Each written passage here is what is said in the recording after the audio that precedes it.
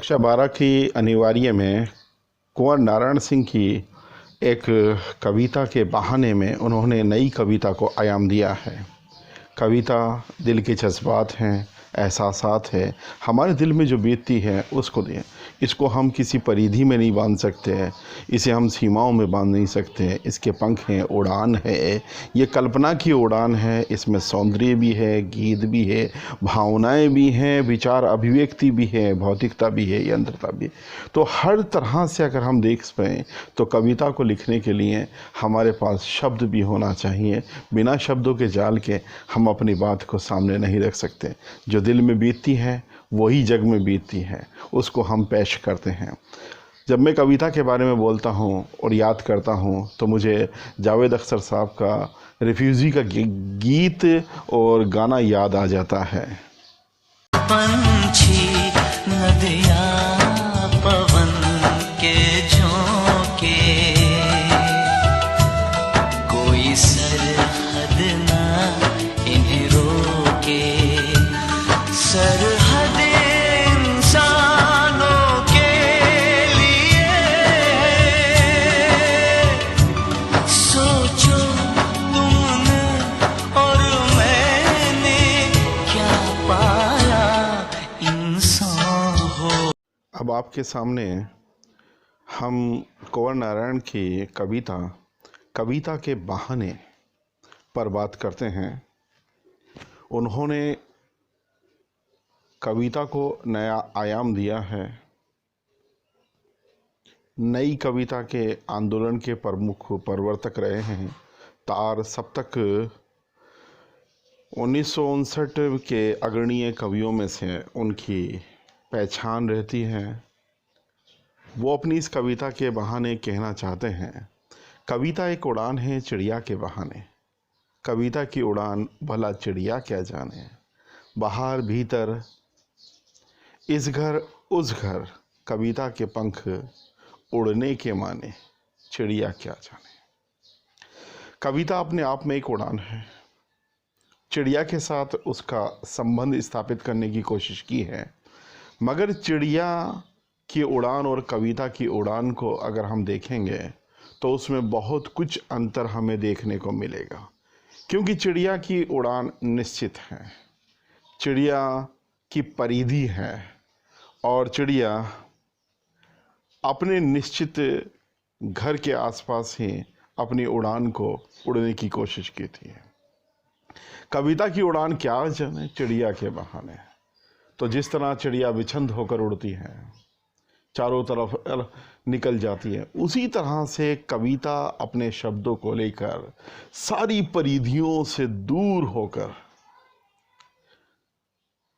वो इतनी ऊंचाइयों पर ले जाती है कि वहाँ कोई भी सरहद की या किसी भी देश की कोई सीमाएं मायने नहीं रखती, उनका कोई महत्व नहीं होता। ये सीधे लोगों के दिलों में पहुंच जाती हैं और लोग गुनगुनाने लग जाते हैं। कविता की उड़ान भला चिड़िया क्या जाने। तो कविता की उड़ान को चिड़िया नहीं जान सकती। बाहर भीतर, कविता अंदर भी है और बाहर भी है, हमारे हृदय में भी है, हम उसको गुनगुनाते भी हैं, हमारे दिमाग में भी है और बाह्य आचरण भी हमें नज़र आते हैं। कविता इस घर उस घर, जिस तरह चिड़िया इधर से उधर चलती है और इस घर पे बैठती उसी घर पे बैठती, उसी तरह से कविता सबको छोड़ते हुए सभी के दिलों के अंदर बसने वाली माध्यम है। कविता के पंख लगा उड़ने के माने, चिड़िया क्या जाने।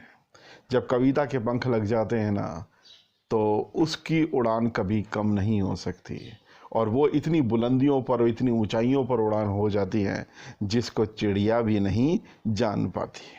अगर हम इस पद में देखते हैं तो वक्रोक्ति अलंकार हमें देखने को मिलेगा। बाहर भीतर, इस घर उस घर में अगर हम बात करते हैं तो अनुप्रास है, क्योंकि वर्ण की आवर्ती हो रही है घर घर के अंदर। और इसी तरह से कविता के पंख लगा ओढ़ने के माने, जब कविता के पंख, तो कविता के पंख नहीं लग सकते, और जब कविता के पंख लगा दिए हैं कवि ने, तो ऐसी स्थिति के अंदर हम ये कह सकते हैं कि यहाँ पर मानवीयकरण किया गया इसका, और ये मानवीय अलंकार हमारे सामने प्रस्तुत होता है। दूसरा पद हम देखते हैं कि कविता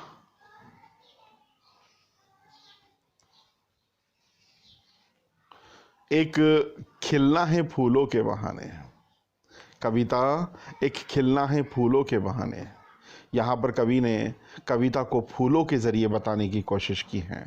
कविता का खिलना है भला फूल क्या जाने हैं, बाहर भीतर इस घर उस घर बिना मुरझाए महकने के माने फूल क्या जाने। वास्तविकता है कि जब फूल खिलता है तो उसकी खुशबू सब जगह पर फैलती है, और एक निश्चित अवधि तक होती है जब तक कि वो मुरझाता नहीं है। तो इसका मतलब कि उसका जो दायरा है, उसका जो क्षेत्र है फूल का, वो फूल का क्षेत्र बहुत ही सीमित है। तो कविता खिलती है जब कविता जब दिलों में जाती है, जब उसकी सुगंध और उसकी खुशबू चारों तरफ फैलती है, तो सभी लोग उसको गुनगुनाने लग जाते हैं, और वो कभी भी नहीं मुरझाती है, वो कभी भी नहीं मुरझाती है। बाहर भीतर घर इस घर हर जगह पर अपनी खुशबू को महकाती रहती है। बिना मुरझाए महकाने के माने, तो बिना मुरझाए महकने के माने फूल क्या जाने, क्योंकि फूल मुरझाने के बाद खुशबू नहीं देता, मगर कविता कभी मुरझाती ही नहीं है। वो दिलों में राज करती है, लोगों को सोचने पर मजबूर कर देती है, गुनगुनाने लगती है। इसमें हम देखते हैं खिलना है, कविता एक खिलना, कविता कभी भी खिल नहीं सकती, फूल खिलता है। तो यहाँ पर एक यमक अलंकार हमें देखने को मिलता है। कविता क्या जाने, कविता क्या जाने दूसरी लाइन के अंदर हम देखते हैं, तो इसमें हमें व्यक्तिरेख अलंकार देखने को मिलेगा। मुरझाए, महकने, इसमें में वर्ण की आवर्ती बार बार हुई है, तो अनुप्रास अलंकार देखने को हमें मिलेगा। कविता एक खेल है बच्चों के बहाने। यहाँ पर कविता को कवि ने एक बच्चों के खेल के बहाने समझाने की कोशिश की है। जब एक छोटा सा बच्चा होता है तो वो खेलने जाता है, तो उसको पता नहीं होता वो किसके घर में जा रहा है, किसके साथ खेल रहा है, उसको किस तरह से बातचीत करनी है, कहाँ जा रहा है, डोर डोर मुडेर मुडेर चला जाता है, छतों पे भागता चला जाता है। वो उसके लिए कोई भी सरहद, कोई भी इंसान, कोई भी घर उसके लिए नहीं होता। उसी तरह से कविता के लिए भी कोई भी घर, कोई चीज़ नहीं है। कोई भी इसको अपने अंदर उतार सकता है, अपने अंदर उसको समा सकता है। कविता एक खेल है बच्चों के बहाने। जिस तरह बच्चे खेलते हैं उसी तरह से कविता खेल, एक शब्दों का खेल है जो हमारे दिल को बहुत लुभा जाता है। बाहर भी है, भीतर भी है, ये घर वे घर, तो हर जगह पर कहीं ना कहीं ये मिलता रहता है। जैसे बच्चे घूमते हैं, ऐसे ही कविता लोगों के घरों के अंदर बाहर सब जगह नजर आती है। सब घर एक कर देने के माने बच्चा ही जाने, क्योंकि बच्चे को ये मालूम है कि वो सारे घरों को एक कर देता है। वो कहीं से कहीं तक भी कोई भेदभाव बच्चा नहीं करता जब तक कि उसमें समझ नहीं है। समझ आने के बाद उसमें सारी गतिविधियां रहती हैं। जब वो बच्चा रहता है तो उसे किसी को कोई जानकारी नहीं होती, वो सभी सारे अंतर भेदभाव समाप्त कर देता है। उसी तरह से कविता भी हमारे अंदर सारे भेदभावों को समाप्त कर देती है।